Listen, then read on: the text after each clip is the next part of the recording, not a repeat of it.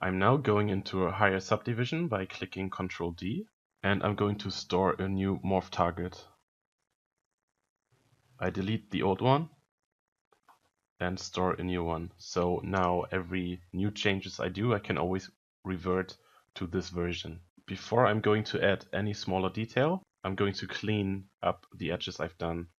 And areas I want to clean up, as you can see, on some of these we have clear tool marks of the trim dynamic brush, and some edges aren't as clean as I want them to be.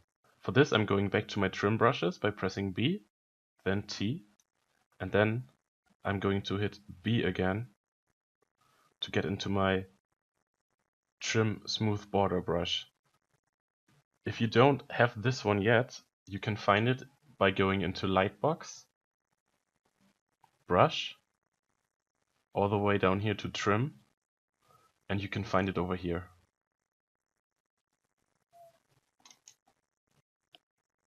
And I'm almost going to repeat the same process as I've done with the first part, but this one is going to give me much cleaner edges. So if I begin sculpting, you can see that this is cleaning up all the mess I've made with the first brush.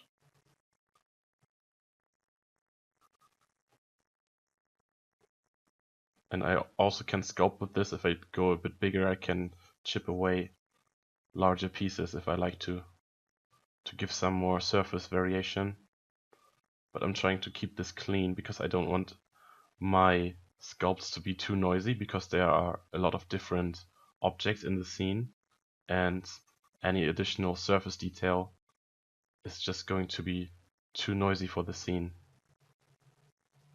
So I'm going to keep my sculpts clean for this project.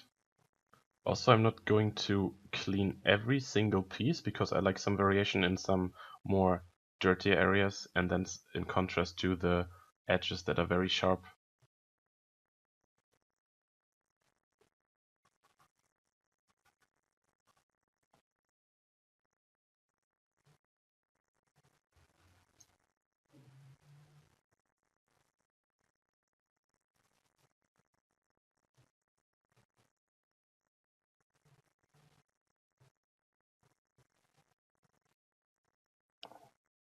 Then, once I'm happy with this, I'm going on to the next object.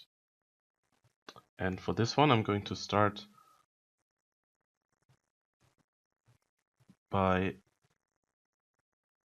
flattening the front.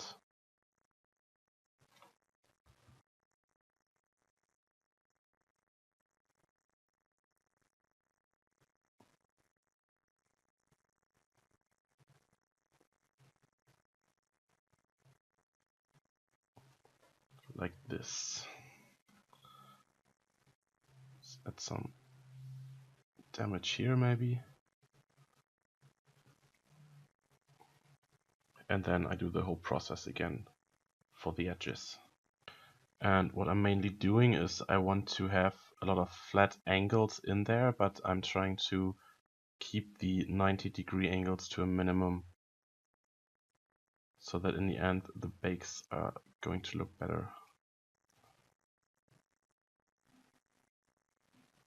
Okay, let's do the smaller part. And don't be afraid to vary the brush sizes and have some heavier strokes and some less heavy strokes on some of the objects. This will all just give it a bit more variation. And you can go as clean or as dirty as you like.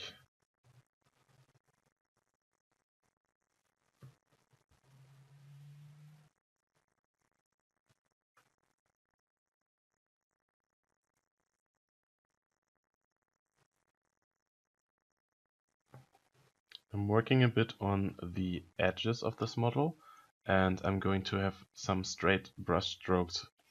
I do this by pressing onto the model, then holding shift, and then I'm moving just up and down, and I'm sculpting in a straight line so that the bevel is a bit more obvious.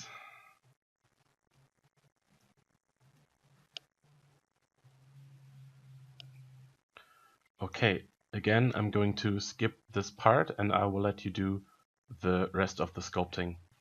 And then we're going to add some smaller detail to the model